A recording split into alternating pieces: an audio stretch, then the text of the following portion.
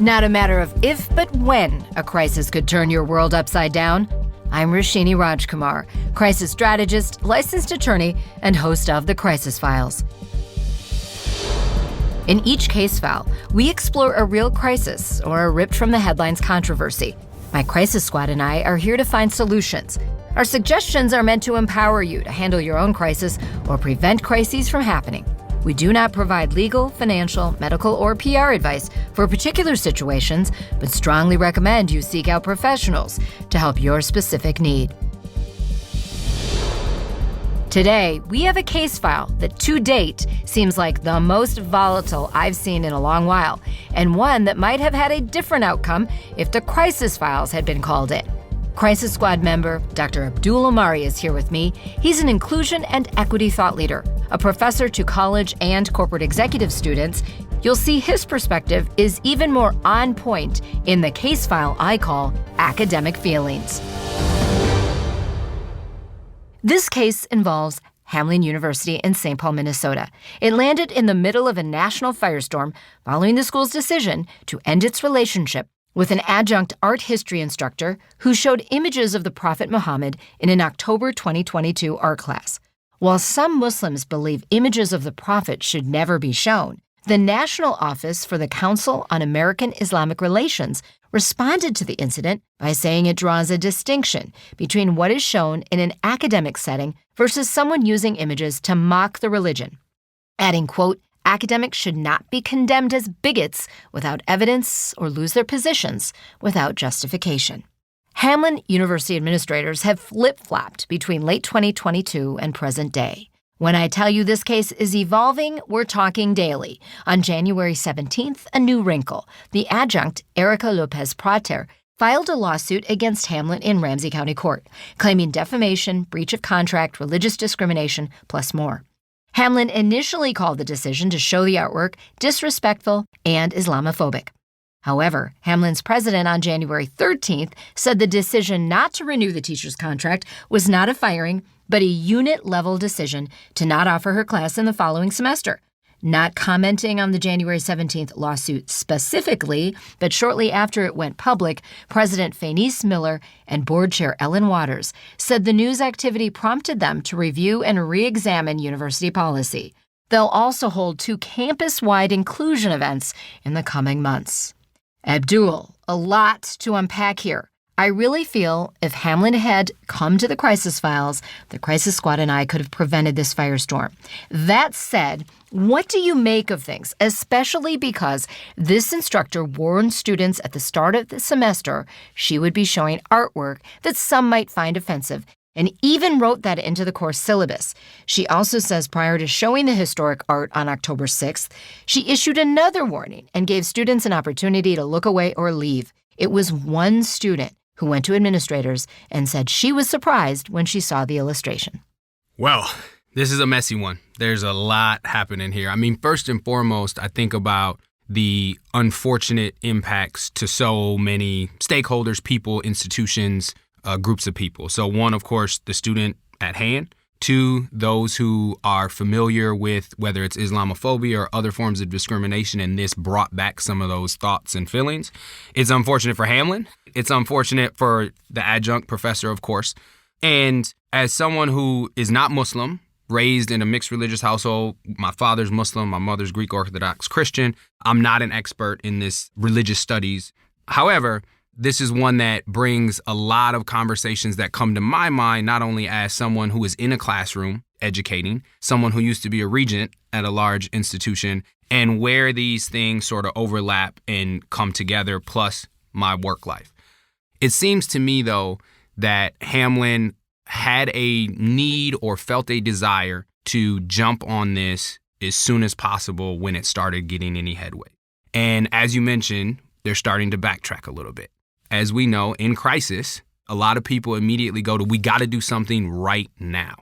And when they do that, they later find out that, oh, wait, we may not have had enough information before we jumped on it. I think this is one of those cases. There's a lot of she said, he said, they said, we said going on here. But what I tried to do in preparation for talking with you today is to really understand the facts. And my biggest challenge and I would say accusation toward Hamline is they had one student come to them. It's a little unclear of the exact date, but it was the October 6th incident of the showing of the prophet. Sometime after that, one student. Now, that one student also had the syllabus, was also presumably there when the adjunct instructor said, okay, remember, I'm showing this today if you need to look away or leave the room, because as I understand it, the class either was a mixed or there was some virtual component to it. So that's also the one student's responsibility to be a full member of class. And if she didn't read her own syllabus, then I have an issue with that.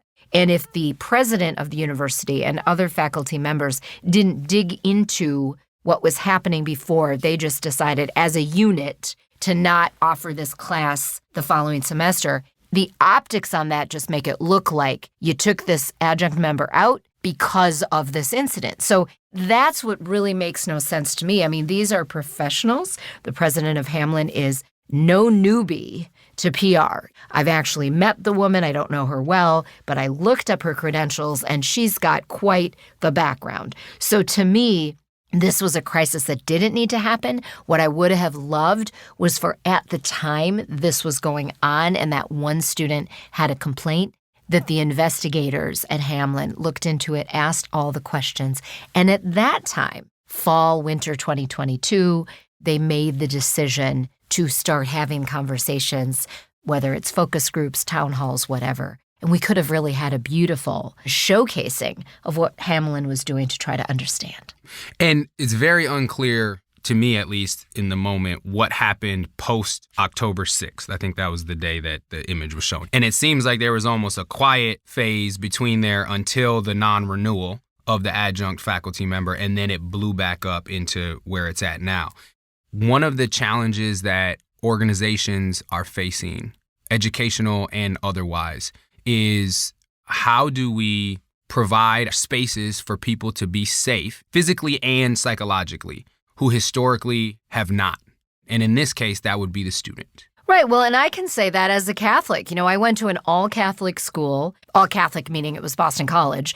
Not everyone there was Catholic. Your academic, your religious freedom was respected. You did have to take, in your first couple years there, at least 2 semesters of religious studies, but you had a choice. I took a semester of Christianity. I took a semester of Hinduism. My paternal grandfather happens to be Hindu. Guess what? The class was taught by a Jesuit priest who happened to have a PhD in Sanskrit. He was teaching me Hinduism. He was not suppressing. He was not necessarily saying I had to be one thing or another. I don't think he even cared what religion anyone in the room was. He was teaching Hinduism. So that's what you expect in these classrooms. Now, I dug into some of the layers of this. You asked about, well, what happened post-October 6th, 2022? Well, according to the Oracle, which is the student newspaper that first reported on this, on December 9th, President Faynice Miller is quoted as saying, respect for the observant students in that classroom, meaning the Muslim students, should have superseded academic freedom.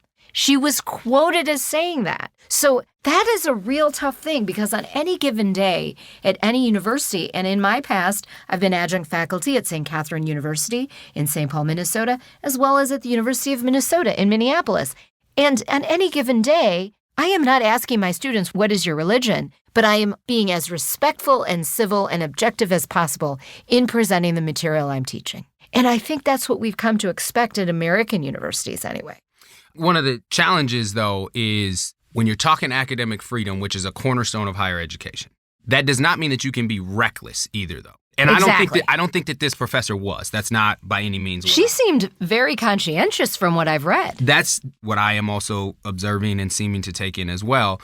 In the case of President Miller's comment that the disrespect of Muslim students or of religion outweighs academic freedom, I think that's a very strong statement, particularly in this case where, from everything that I've read and seen, does not suggest that there was any malintent, that it does not suggest that it was mockery of the Prophet Muhammad. Of course, that's where the debate about whether or not the images can be shown comes in. I just don't know where you can see an image like this. I mean, in fact, I've learned a lot about Islam from just reading about this interchange, this narrative. And how else would you even see this image but in an art class, in a contained environment that hopefully is just a safe space?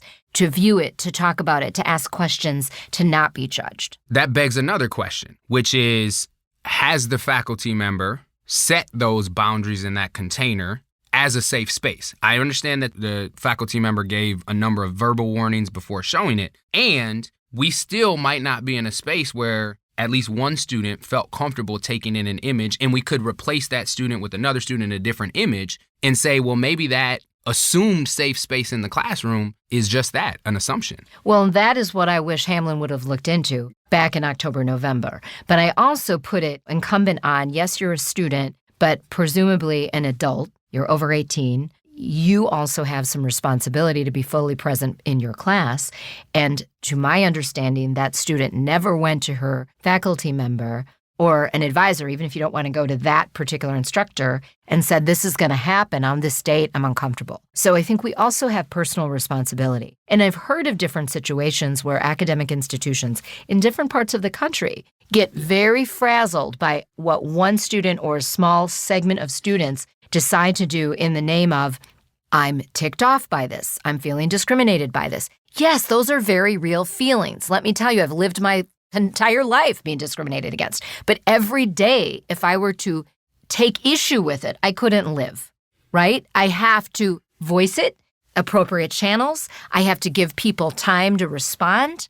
But I myself shouldn't be bombastic in how I'm trying to get equality for myself. I mean, there could be students in that room. I mean, I'm Catholic. It's a Methodist institution. They may have had issues with it. We didn't hear about that. But at the end of the day, Abdul, it's kind of like, where are we if we can't have these conversations in academic institutions when it seemed like this adjunct faculty member was doing everything right? Now, let's talk about her lawsuit really quickly, because she is claiming her attorneys are asking for at least $350,000 in damages because they're saying her career has been so harmed that she may never find work again. Before we get there, I want to say, yes, we walk and live by our identifiers and get discriminated against and have experienced it throughout our lives and what have you. I also think that everyone takes those in and responds to those very, very differently. So how you and I might respond to those, other people will respond differently. In the fight for equality, we need multiple players that respond to things differently. So in this case, this student went to administration, was loud about it, and others may be more quiet about it and may respond in different ways. Well, what the administration needed was a process. That's For fine sure. if we have different ways to react and voice our opinions, but the institution that is Hamline University, the institution that is any government or any university body, the institution itself needs to have a process. So it can be looked at and look itself in the mirror and not feel that we have an arbitrary and capricious process, because that is what I learned in law school. As soon as you get into arbitrary, you lose in a court of law. They've already lost in the court of public opinion, as far as I'm concerned. I don't want to place a bunch of blame on this student for expressing her discomfort. I do not blame her, but I do ask her to be responsible in a class that if she is a member of, if you have the right to complain about your instructor, you better have darn well have read that syllabus and known what was going on. So you don't lose all self-responsibility in the name of your own personal rights. My biggest blame is on Hamline and how they handled this. Yeah. I agree with that. And we don't know how we're going to respond in certain situations, even if we're warned, though. I just don't know what's going on in this person's head, if they were aware and then all of a sudden they see it and boom, it just kind of hits them in a way that they didn't expect. I also just want to note that there is a nuance here that it is a Muslim image compared to a more popular, accepted U.S. religion. It's different if a body of people, whether it's religion or race or age or gender, is more frequently unaccepted and something like this happens compared to a more dominant accepted body and something like that happening. Does that make sense? Yeah, it does make sense. And so I just want to add that nuance too. And I love that you brought that up because it makes me think about the various reporting on this. And I do want to give a shout out to KARE 11 Television in the Twin Cities because they were very thorough in actually quoting the actors, the different statements that were said, the actual claims that are being brought by this adjunct member. And one of the things that came out in that is also the different layers of support that this adjunct faculty member had, not only from other art history professors, but from other Islamic groups. Correct. So even in the Islamic community, there was disagreement over the reaction, which just shows not every Muslim is the same, not every Catholic is the same, not every Jew is the same. And that's what we have to remember, that no religion is some monolith. Not one person speaks for all. And that's why the lawyer in me says we need processes, because the process, and in a lot of times it's the letter of the law or the letter of the procedure in a manual at a workplace, gives us something to try to neutralize and not speak as a monolith, but to speak in fairness for all. Mm-hmm. I don't know what their process was or if they had one or not. It reminds me of some of the other situations that we've talked about, which are like, okay, when the crisis comes, then we got to go back and say, what process did we not have? Do we need to add? What policies, so on and so forth. So I agree with you on that. And the other piece of this is like, things can coexist. And what I mean by that is the faculty member sounds like they went out of their way to do a whole setup, warning, what have you, and someone could feel disrespected by it. And those two things can exist at the same time. Yeah, and and that's a classic case here. Me and the Crisis Files listeners a lot about coexisting. Yeah. And the juxtaposition of how many things can coexist. So what is your response? I'm asking you professionally, how do we manage that from a mental health standpoint? Because I want to be respectful of other people. I don't think I'm always right by any means. And I also understand that sometimes my feelings aren't going to win the day. So how do we manage that? And we've talked about grace most times when you and I talk together on the Crisis Files. There's a lot to it. When I'm in a classroom, there's a whole lot of relationship building in the classes that I'm in, especially when I have the opportunity to be with students longer.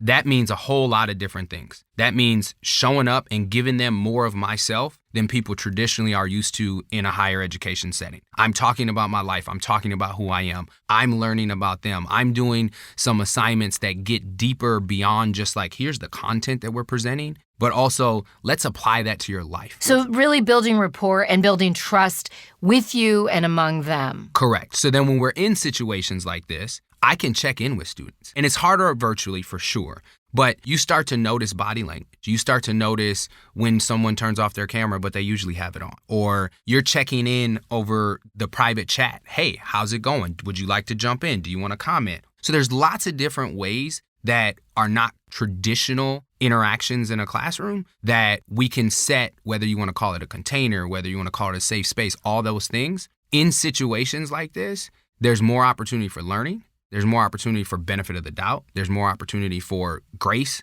So those are some things that I think are really important. And we have to show up in that too. Sometimes people are like, I've never been in a classroom where somebody talks about their life, but why not? Exactly. There has to be a level of openness and curiosity, Correct. As you talked about. I do want to come back to the lawsuit though. This is a fascinating one in and of itself and for a variety of reasons. Number one, I'm not an attorney either, but I don't know how Hamline gets out of this one. Well, I am a licensed attorney. I'm not practicing day in and day out. But what I will say through my legal lens is, look, she wasn't fired. The unit made a decision to not extend. I mean, that's just poppycock. I mean, it just looks bad. Especially at such a small institution. The other thing, though, that'll be interesting, because this is also a microcosm of academic freedom conversations happening across the country. And one of the ones that blew up in the last maybe year or so was at the University of North Carolina with Hannah Nicole Jones from the 1619 Project, who was through all the 10-year process, had her own center and all of that. And then the regents, which this almost never happens, blocked it at the regent level. And what was interesting is folks were like, we'll take you. So I'll be interested to see what does happen with this person's career. Well, and so my legal prediction is this isn't going to go to some kind of a trial, and Hamline will settle it out. I will tell you that it is also interesting, as I was peeling the layers of this, the former president spoke out against her previous institution, Hamline, and was very confused at Hamline's actions. That almost appalled me more than anything. I'm sorry, former presidents. Don't talk about your current. Don't talk about the current situation. That is just another crisis now waiting for Hamline to deal with. Oh, my goodness. Abdul will keep on following this. We are recording this on January 18th. I've given you datelines as to what's just happened in the last few days. This episode drops on January 23rd, and who knows what more will have happened by then. And afterward, we'll probably have to do a take two on this. But thanks so much, Dr. Abdul Omari, for your thoughts. He is our trusted Crisis Squad member on issues of equity, inclusion, fairness, and diversity. He's also an adjunct faculty member himself at Augsburg and faculty in the University of Minnesota Carlson School's Executive Education Program. Today's Crisis Brief is brought to you by Minneapolis Regional Chamber. Number 1. Set clear policies on academic freedom, which is not a license to freely offend, nor is it a call to never offend. Number 2, get your own facts straight before you act in any situation. Number 3, when in doubt, bring in cultural and messaging professionals. Avoid hyped interpretations through your own lenses, which may not have complete information. The Minneapolis Regional Chamber is a proud sponsor of the Crisis Files podcast. The Minneapolis Regional Chamber is the area's most active business advocacy organization, playing a critical role in top issues impacting the region, including workforce development, education, housing, and transportation. Make your voice heard by becoming a member of the Minneapolis Regional Chamber. Learn more at mplschamber.com or Google Minneapolis Regional Chamber. Thank you to my podcast co-producers, Tom Hamilton of Undertone Music and Kim Inslee. Catch up on all our case files. Go to thecrisisfiles.com for our archive, plus special video elements. Subscribe to our YouTube page on thecrisisfiles.com. Follow us on Instagram, Twitter, and YouTube at The Crisis Files. I'm Roshini Rajkumar. Join me next time on The Crisis Files.